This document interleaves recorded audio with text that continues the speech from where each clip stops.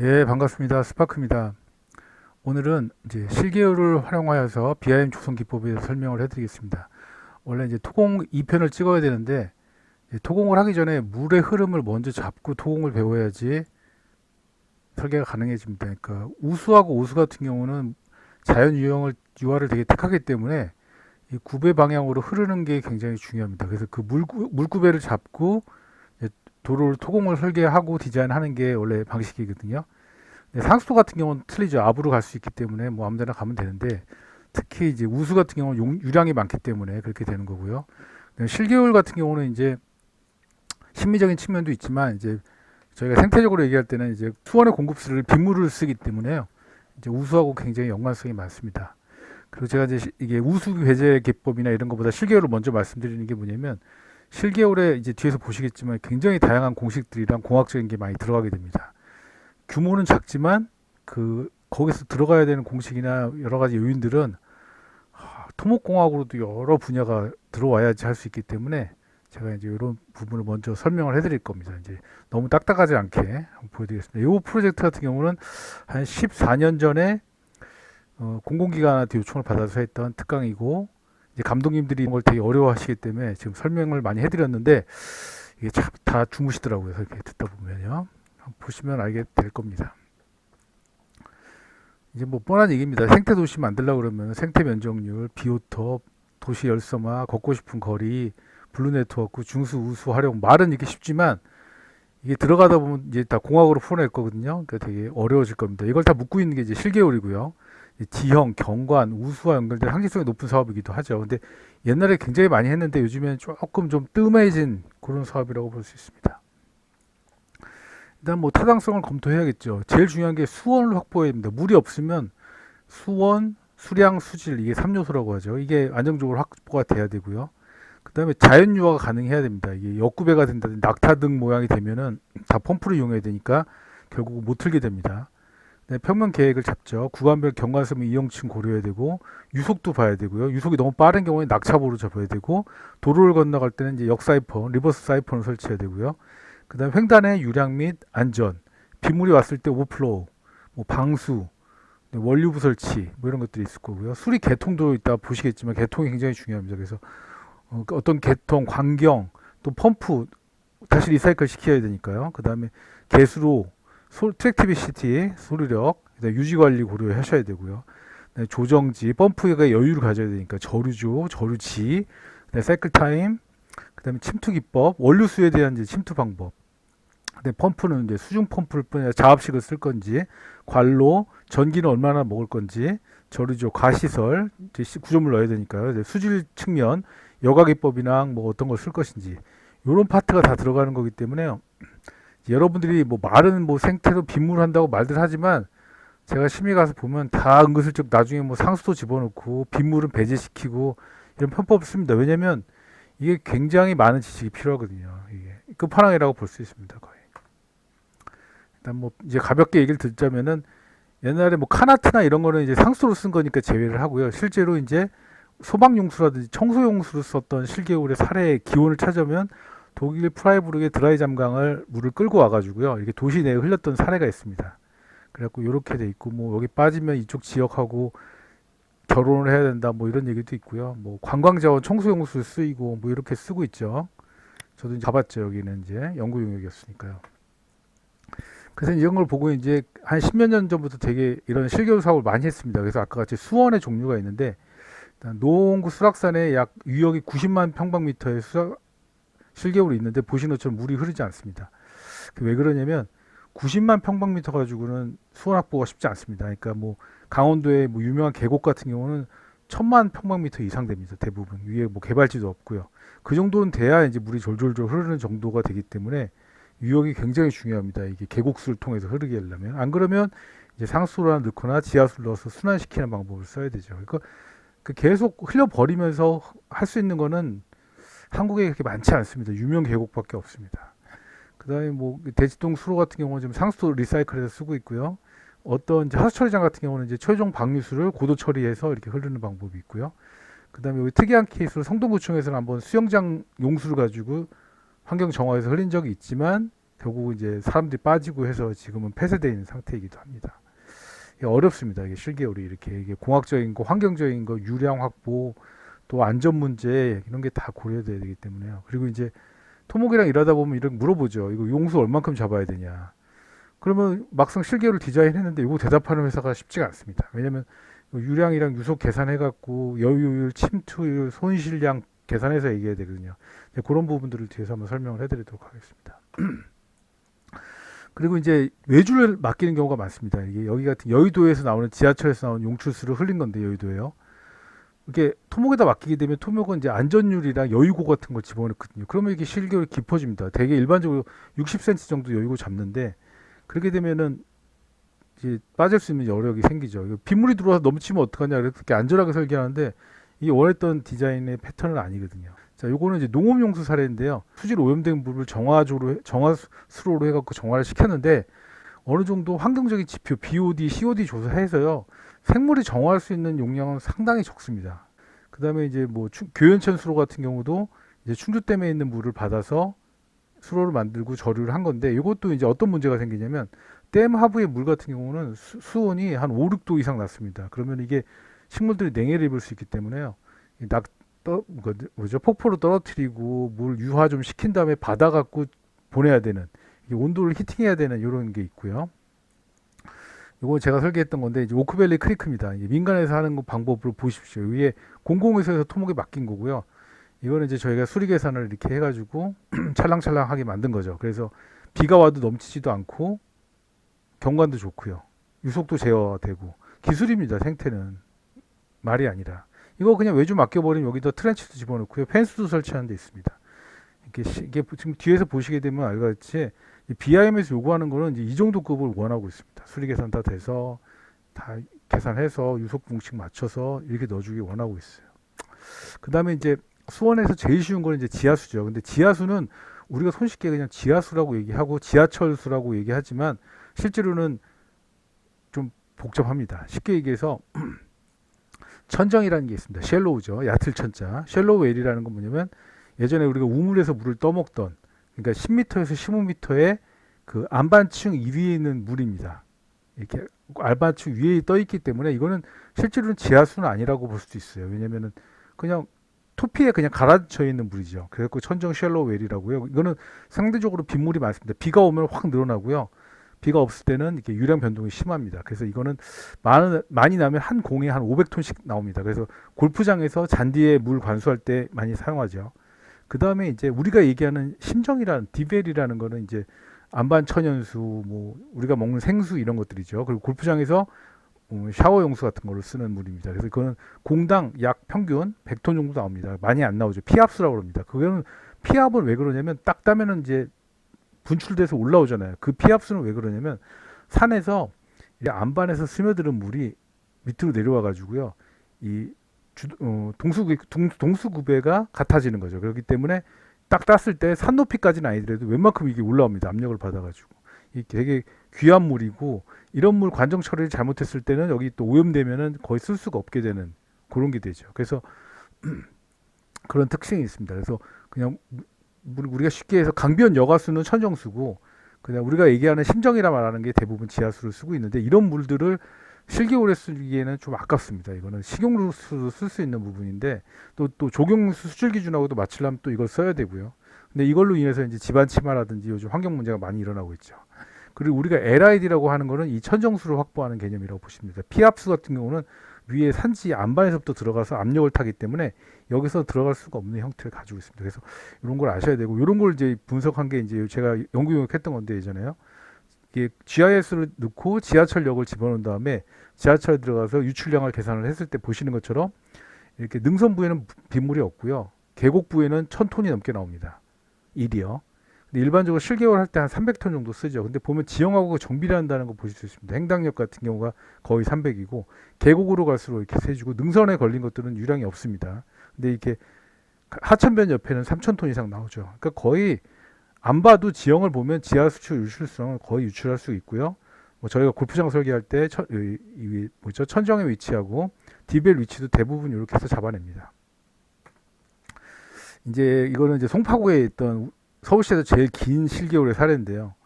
이제 용역 발주 같은 경우는 이렇게 했을 거라고 보입니다. 여기 올림픽 공원 밑에 낮은 부분하고 제일 위에 5금구 사거리 레벨을 봤을 때 이렇게 자연 유화가 되니까 실개월 용역을 발주를 했는데 실제로는 이 지형에 낙타등 같은 형태가 일어납니다. 그러니까 올라갔다 내려갔다 올라갔다 내려가니까 이제 펌프를 쓸 수밖에 없는, 그리고 올라갔다 내려갔다 이런 형태가 됩니다. 그래서 이 발주도 굉장히 많이 신경 쓰고 공부해서 발주해야죠.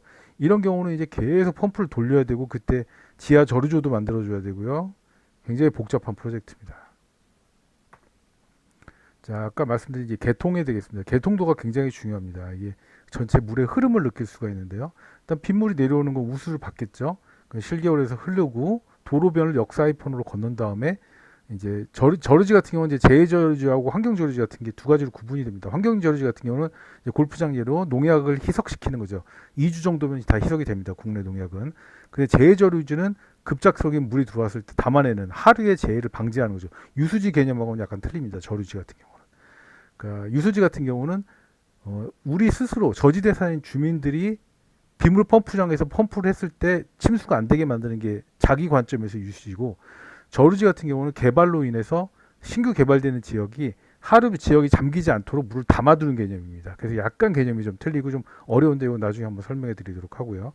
그리고 이제 재해저류지 가기 전에 이제 여기 이 택지지구 같은 경우는 하수처리장을 섞어서 다시 리사이클 시키는, 그래서 비가 오면은 우수, 그 다음에 재해저류에서 받아서 그 다음에 우수 하수처리장에서 들어왔던 물 해서 다시 리사이클 시키는 스타일이었고요. 요거는 이제 땡땡 도시죠. 제일 큰 도시. 여기 같은 경우도 이제 하천에 있는 물을 퍼 올려서 취수해가지고 퍼 올리는 이런 시스템이었는데, 여기도 사연이 좀 깁니다. 그리고 이건 일단 넘어가는 거 하고요. 그래서 실개월 할 때는 이 수질 문제, 지하철에 또 다른 문제가 있습니다. 그런 것도 한번 뒤에서 말씀드리도록 하겠습니다. 민간에서 실제로 굉장히 알뜰하게 많이 쓰고 데이터가 많습니다. 골프장 같은 경우는 주변에 이제 상수도가 없는 경우도 많고요. 공업용수를 쓰는 경우도 있고요. 그렇기 때문에 이 물을 재활용하고 돌려 쓰고 막 이런 경우가 있습니다. 일단 쉽게 말씀드리면 이런 폰드 같은 경우에 재해용 폰드입니다. 맨 하단부에 있는 부분. 그래서 대부분 비어져 있죠. 재해저로 좀 비어 있고, 위에 있는 거는 이제 3개 홀당 1개씩 환경용 폰드가 들어갑니다. 그래서 농약들을 처리할 수 있게끔 환경영향 평가할 때 이런 걸 거치게 되고요. 이런 원지형을 3D로 분석을 합니다. 그래서 유역 분석을 하고 유량 분석을 해서 이제 홀별로 배치를 해서 연못 배치를 하고요. 그러니까 재해용 저류지 같은 경우는 이제 전체 면적이 약 3% 정도 차지하죠. 그 정도로 배분을 받아가지고 했고, 이거 미국 IMG사하고 했던 건데요. 그 사람들도 놀래더라고요. 이렇게 저희가 체계적으로 한다는 거에 대해서. 이렇게 물을 받아서 이거 원형지 보존한 부분입니다. 그래서 이제 실제로 이제 개발하게 되면은 이거 뭐 딴 얘기이긴 한데, 100이라는 지역이 있으면 40%가 녹지고 60% 개발이죠. 공원 근린공원도 마찬가지잖아요, 그렇죠? 근데 추가적으로 환경부에서 이제 조성 녹지를 더 만들어라 이렇게 하고, 요즘 5대5 많이 하고 뭐 6대4까지도 하는데요. 뭐 중요한 건 그게 아니니까 이것도 우수, 지하수, 공업용수, 중수 활용해서 소폭포로 떨구고 실개천, 환경저류지 넣고요. 우수처리장에서 정화물 다시 보내고요. 재해저류지, 방류 이런 형태인데, 공원용 용수 같은 경우 우수처리장 물을 쓰기는 좀 쉽지 않습니다. 왜냐하면 이게 약간 아무리 고도 처리를 해도 악취가 좀 발생하거든요. 자, 그럼 요 사이클 타임에서 들어가는 공식들입니다. 수원 확보하고 실개천, 오버플로우 되는 건 우수관으로 역류시키고요. 그다음에 도로 건너면 역사이폰, 저류지에서 펌프해서 다시 보충수를 올리고요. 그 다음에 증방량 계산해야 됩니다. 그리고 누수량도 있고요. 그 다음에 침투수로 방류고, 그 다음에 하천 유종수도 흘려줘야 되죠. 우리가 다 가져가 버리면 밑에 아래 물이 없기 때문에 이때 필요한 게 이제 필요 유량 공식이죠. Q = AV 제일 유명한 거죠. 뭐 합리식으로도 구할 수도 있긴 하지만 이제 유속 검토, 매닝 공식 많이 쓰죠. 강걸로 쿠터 공식도 많이 쓰고요. 근데 물두께 공식이 있습니다. 물두께 공식, 그 다음에 트랙티비시티, 유스타 공식, 소리력 검토, 그 다음에 유입 시간, 유화 시간 공식, 우수량, 합리식이 있죠. 이거 퀴코 CIA 관경계시험, 조경 기사 시험에 많이 나오죠. 이런 게. 그 다음에 이제 역사이폰 공식, 이거 압력관이 되겠습니다. 이거 상수관에 해당되는 거고, 이제 저류지 규모 선정, 사이클 타임에 대해서 물을 받는 규모, 그 다음에 압력 관경, 그 다음에 손실수도, 펌프 선정, 전기. 그러니까 이게 실개요를 하게 되면 관수로도 있죠, 개수로도 있죠. 그 다음에 수문학도 배워야죠. 전기, 기계, 아주 복잡합니다. 그래서 실개요는 실제로 규모는 작지만 어떤 도시의 하천 이상으로 복잡한 공식들이 많이 가기 때문에 이 정도는 계산을 할 줄 알아야 생태적으로 우리가 전기도 아끼고요. 그 다음에 단면도 최적화시킬 수 있고 문제가 안 생기게 만들 수 있는 겁니다. 그래서 생태는 절대 말로 하는 게 아니에요. 이렇게 공학으로 해야죠. 제가 말씀드린 게 이런 부분이고, 이런 부분 때문에 이제 BIM도 이런 역할을 다 하게 돼 있고요.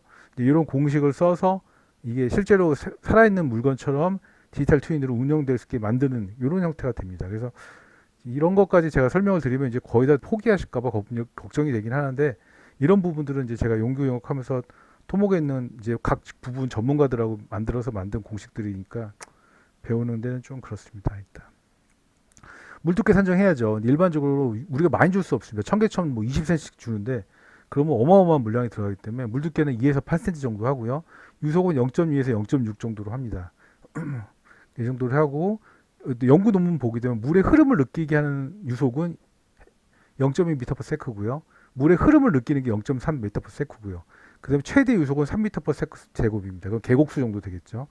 그리고 이제 실제 물 유량 물 두께는 Q = AV, 여기 이제 제형 단면, 박스형 단면이 제형 단면이라고 하죠. 사다리 제자 써갖고 A 거 pH 조독에서 넣고요.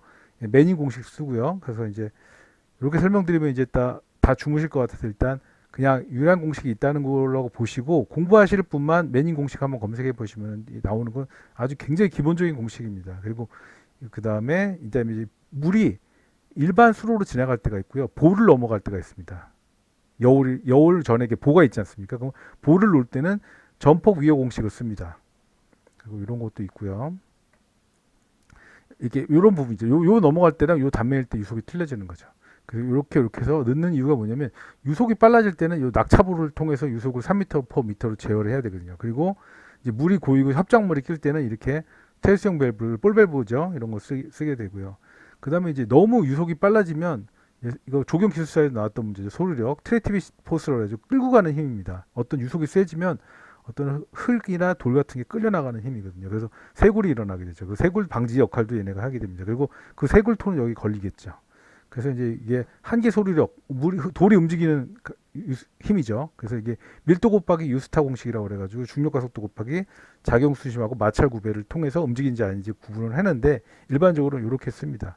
그래서 이제 이걸 할 때 다 계산하는 게 아니라 이 표를 보고 이제 유속이 얼마다, 그때는 유속이 굉장히 흐리다 그러면 실트질이나 모래질이 가능하고요. 유속이 빨리 나올 때는 자갈이나 조약돌을 바꿔 넣어야 되고, 정말 세다 그러면 호박돌밖에 못 버티는 거죠. 실제로 유속이 2.7 정도 되면요, 이목 정도는 들어가야 될 것 같아요. 제가 봤을 때는 더 안전하게. 근데 계산상으로는 이렇게 나옵니다. 그래서 이렇게 알고 계셔야 되고요. 그 다음에 이제 우리가 아까 얘기한 것처럼 강원도 계곡처럼 우리가 실겨울에 물이 흐르게 되면 뒤에 유역이 커야 됩니다. 그래서 이제 유역이 커야 되고, 너무 급하면 또 쫙 흘러나가기 때문에 왕경사, 커비하고 리자 공식으로 많이 계산을 하죠. 그리고 합리식으로 해서 유량 계산을 하고요. 그리고 너무 빗물이 많이 내려올 때는 이 실겨울에 오버플로우가 되기 때문에 단면이 커지잖아요. 그래서 중간중간에 이렇게 오버플로우 캐노피를 넣어줍니다. 그래서 유량이 많을 때는 들어가서 하수 관으로 빠지는 거죠. 그리고 웬만한 건 일로 통과되게끔 이렇게 만드는 게 기본형입니다. 근데 이 캐노피 같은 경우 노출이 되지 않게끔 이렇게 돌 사이에 껴서 만들게 됩니다. 그리고 이제 요게 이제 원형광으로 이렇게 떨어질 때는 이제 원형광은 통수 능력 산정이라고 그래갖고 Q = AV 해갖고 일반적으로 구하게 되죠. 매닝 공식 쓰게 되죠. 이렇게 구하게 됩니다.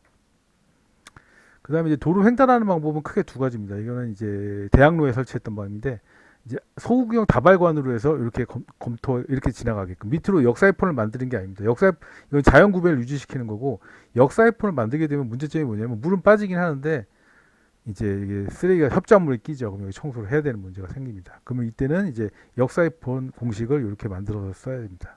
이건 에너지 보존에 의해서 상위촉 위치수하고 하류촉 관로하고 물이 흐르게 됩니다. 이거는 어떤 농업용수도 많이 이렇게 쓰고요. 검증된 방법이긴 한데 청소 문제가 좀 있습니다. 그래서 이 두 가지를 고려하셔서 써야 되는데, 이제 이런 문제는 또 어떤 문제가 생기냐면, 수심이 안 깊으니까 겨울에 이게 어는 경우가 생깁니다. 이게 실겨울 운영 안 하면 되겠지라고 생각하시겠지만, 이 빗물이 내려오고 눈녹물이 내려와서 여기서 동파됩니다. 그래서 대학로 같은 경우는 여기 또 히팅을 해줬습니다. 전기로.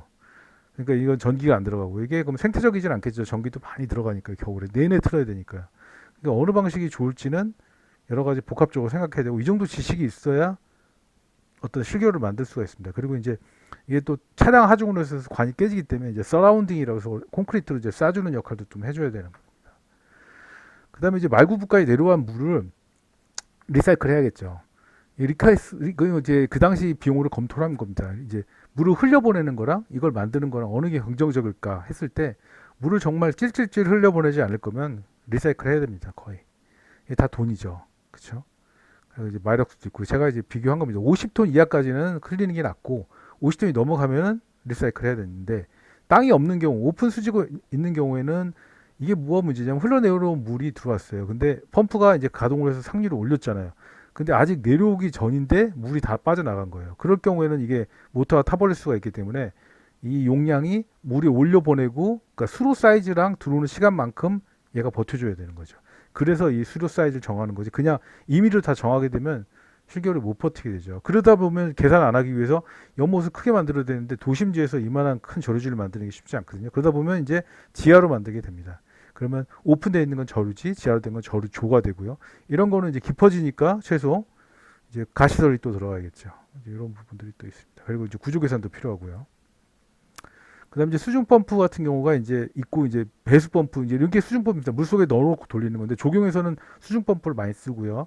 그다음 이런 걸 많이 또 부스터 펌프라고 합니다. 자업식 볼트 펌프라고 그러는데 차이점은 뭐냐면 이건 소량의 물을 높은 데까지 오를 때 양정이라고 그러죠. 그 효율이 좋아지는 거고요. 얘도 마찬가지입니다.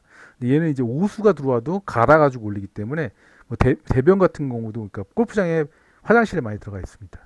오수 펌프라든지 이런 거는 건조한 펌프입니다. 물에 잠기면 안 되죠. 그 방을 만들어줘야 되는데 하지만 대용량 물을 많이 올릴 때 양정은 떨어집니다. 그래서 이렇게 현실에 맞게 써야 되고 폭포는 이걸 써야 되고요. 실개울은 이런 게 많죠. 스키장 같은 경우는 높이 올려야 되니까 또 이런 걸 써야 되고요. 그리고 이게 다 써야 됩니다. 또 나르면 뭐 단상, 다산, 육상, 수중, 볼루트 펌프, 터빈 이런 것들이고요.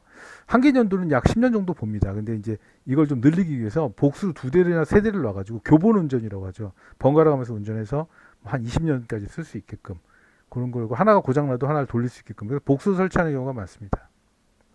그리고 이제 이런 펌프는 이제 대부분 이제 그럼퍼스 거죠. 스웨덴 그럼퍼스 거 쓰고 독일산 윌로도 쓰긴 하고요. 애석하게 이제 국내에는 별로 없고요. 이제 이런 것들 이제 국내 펌프 많이 쓰죠. 그리고 이제 아까 같이 보시는 것처럼 이렇게 수중 펌프 쓰고 이제 퇴수시킬 때는 또 이제 이게 오스 펌프도 쓰게 됩니다. 그래서 여러분들이 이제 수경 시설 보시게 되면 이런 형태를 주로 많이 갖고 있습니다. 이거는 이제 청소할 때 퇴수시킬 때 쓰는 부분이죠. 그리고 이렇게 물을 많이 담지는 않습니다. 한 여기까지 담죠. 그래서 원류가 되게끔 이렇게 설계를 하고 있고요. 자, 그럼 여기는 이제 또 복잡해지겠지만 공부하실 분은 이거 보시고 공부하셔서 검색하시면 될 겁니다. 이제 펌프를 어떻게 결정하느냐? 유량, 광경, 양정, 높이 올리는 거 하진 윌리엄스 공식으로 씁니다. 에너지 보존의 법칙이죠. 소요 동력 계산하고 근데 펌프를 어떤 걸 쓸지 성능 곡선표를 보고 결정을 합니다. 물론 계산으로 할 수도 있는데 내가 필요한 용량이 얼마고 양정이 얼마일 때 어느 펌프를 써야 되나 이런 표죠. 이렇게 유량이 얼마고 내가 필요한 전향적이 얼마일 때 여기 해당되는 펌프는 그럼퍼스 거네요. SP30을 쓰게 되는 거고요. 이것도 마찬가지로 이렇게 쓰는 겁니다. 그래서 이제 펌프 휴량 이 표는 보는 표가 이렇습니다. 그래서 이 정도는 알아야 이제 과다 설계가 됐는지 아닌지 볼 수가 있는데 애석하죠. 이게 이 조경에서 이거 볼 수 있는 사람이 거의 제가 봤을 때는 아직 못 봤습니다. 이 정도는 그래서 이제 제가 이런 걸 되게 심의를 많이 들어가고 찾아주고 과다 설계 많이 잡고 이렇게 하는 겁니다. 근데 알면 그렇게 어렵지 않은 부분이죠. 이건 이제 많이 또 용수 기준이 바뀌었긴 한데 애석한 부분입니다. 지금 이제 용수 기준이 이렇게 다양한데 조경 추질 기수는 대장규 역말입니다. 이렇다 보니까 염소를 엄청 많이 넣어야 되고요. 그다음 맨날 뉴스에 나오죠. 뭐 한마디만 잡아도 대장규에 오염됐다. 뭐 이렇게 현실성 없는 기준이에요. 제가 봤을 때는 어느 정도 대장균 수는 들어갈 수밖에 없습니다. 그리고 이 지속력을 주기 위해서 약품을 타야 되면 그 생물에도 지장이 있고요. 거기 사는 물고기들에도 지장이 있습니다. 그래서 너무 법을 세게 만드는 것만 있는 거 아니라는 걸 좀 생각해서 좀 현실적인 법을 만들어야 되고 또 문제점이 뒤에서 보시겠지만 철분 기준이 없습니다. 용수 기준 중에. 조경용수 같은 경우는 지하수를 많이 쓰기 때문에 철분이 많이 들어가거든요. 그러면 철분이 어떤 폐해가 있는지 한번 뒤에서 한번 보여드리도록 하겠습니다. 그리고 이제 정화하는 방법은 뭐 식생으로 무조건 된다 얘기하는데 실제로 해보면 이게 표입니다. 연구 환경에서 만든 국립환경포인데 이게 정화를 하고 폐사 시에 질소하고 이를 다 배출하고 죽는 갈 때도 있습니다. 그리고 불의옥장 같은 경우는 수질은 좋지만 남부증형밖에 안 되고요. 그러니까 이게 폐사할 때 다 배출하고 나면 이게 정화한다고 얘기할 수가 없죠. 오히려 효과 좋은 거는 이제 자갈 접촉 산화법, 역간 접촉 산화법인데 이런 거 같은 경우는 이제 SS 서스펜딩 솔리드라든지 질소 인 같은 걸 분해해서 생물학적 여과하는 이런 효율이 좋은데 어느 회사 제품 보면은 이게 호기성이 아니라 현기성입니다. 그러니까 그 햇빛을 못 보는데 놓죠. 그러면 호기성과 현기성은 거의 10배 이상의 정화 효과 차이가 나죠. 그래서 이런 것도 좀 아셔야 되고, 박충유법, 낙차법, 습식습생법. 그래서 생물이나 바이오가 살 수 있게끔, 생물이 사서 정화할 수 있게끔, 잡아먹을 수 있게끔 생물학적 정화가 되게끔 하는 겁니다. 그리고 이제 이런 것들은 좀 미미하죠. 이런 게 더 크고요. 그리고 이제 요즘에 이제 맡기게 되면 업체들은 실제 정화 효과보다 자기는 특허 소독법을 많이 넣습니다. 근데 실제로는 물을 정화하는 건 침전, 여과, 살균, 소독 요 단계를 거쳐야 되거든요. 근데 제일 많이 하는 게 침전 효과가 제일 크고요. 근데 침전을 하게 되려면 부지가 넓어야 됩니다. 그래서 연못에서 오래 천천히 가라앉혀야 되기 때문에 실기열은 현실적으로 이걸 하기 쉽지 않습니다. 대부분 여과가 중요하죠. 여과는 어떤 거름망에서 거르는 건데 제일 좋은 거는 이제 사여과법이라고 그래가지고 모래를 통과시키는 겁니다. 모래가 이제 철분까지 다 여과가 되는 장점이 있고요. 살균 소독은 이제 특정으로 해가지고 자기네 특허 많이 넣죠. 은동살균, UV, 오존, 전기분해 이런 걸 많이 하는데 이거는 당장에는 없어지지만 지속력이 없습니다. 바로 나오면 바로 생성되거든요. 그러니까 이제 지속력을 높이려고 이제 염소를 많이 집어넣죠. 근데 염소를 또 많이 넣게 되면 또 트리할로메탄이 발생해서 또 발암 물질이 발생하기 때문에 그것만도 또 정답은 아니기 때문에요. 답은 뭐냐면 그 바이러스 개수 있죠. 대장균 개수 약을 어느 정도 현실에 맞게끔 올려줘야 됩니다. 강물에 뜨면 당연히 바이러스가 있죠. 근데 그걸 영마리를 만들어 놓으니까 염산을 많이 넣게 되고 염산을 많이 넣게 되니까 트리할로메탄 발생할 가능성도 높아지고요. 그 다음에 생물도 지장이 있게 되고 그래서 그냥 생태를 어느 정도 알면은 이런 복합적인 지식이 굉장히 많이 필요하다는 걸 아실 수가 있습니다. 그리고 이제 침투 수치, 잉여 수루 같은 경우는 침투 수치 만들어서 LID 증진시켜줘야겠죠. 그런 효과들이고 있고요. 그다음에 이제 이게 철분 검사를 안 하고 만든 수경시설에서 조사한 사례들입니다. 이게 결국 공기하고 만나게 되면 이게 산화됩니다. 이게 떴을 때는요, 물이 거의 먹는 물 수준으로 맑지만 햇볕하고 만나면 이렇게 산화돼 버립니다. 이게 다 서울에 있는 거고요. 다 이런 역할을 겪었고 여기 이제 저도 이제 여기 가서 사육하기 달아가지고 정화시켰습니다. 그리고 이게 빨간 게 시간이 지나면 이게 검게 변합니다. 또 그리고 다 긁어내야 되는 거고. 이런 문제들이 발생하기 때문에 지하수라고 해서 모든 게 해결되는 게 아닙니다. 이 수질 기준에 대한 정보가 많이 필요하고요. 그래서 결국 적용 BIM은 기계, 도로, 수자원, 상하수도, 환경 수질 이런 거 다 표현할 줄 알아야 되고요. 계산할 줄 알아야 되고요. 이걸 시뮬레이션 할 수 있는 코드 능력도 있습니다. 그래서 결국은 디자인과 생태와 공학을 다 알아. 이게 융합 기술이라는 거예요. 그냥 외주줘서 해결되는 문제가 아니라 알아야지 만들어낼 수 있습니다. 여기까지 오늘 설명을 드렸고, 이제 요 기술을 바탕으로 해서 토공을 할 때 이제 우수 처리하는 부분들, 이런 부분도 복합적으로 해서 설명드리도록 하겠습니다. 예, 오늘 수고하셨습니다.